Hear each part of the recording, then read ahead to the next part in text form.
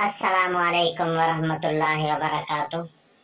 नाजरीन, मज़ाहिया लतीफ़े देखने के लिए हमारे चैनल को ज़रूर सब्सक्राइब करना। वीडियो अच्छी लगे तो वीडियो को लाइक और शेयर ज़रूर करना। बहुत बहुत शुक्रिया।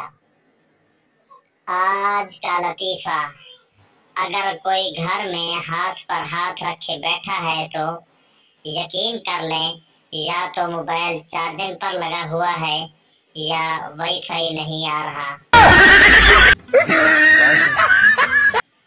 सर, तुम शराब पीते हो? शादी से पहले तुम्हें ये बताना चाहिए था। दामाद, आपकी लड़की खून पीती है, आपने बताया था। हमारे मुल्क में शोहर अगर बीवी से प्यार करे तो बीवी ने जादू करवाया है, अगर शोहर माँ से प्यार करे तो माँ ने जादू करवाया है।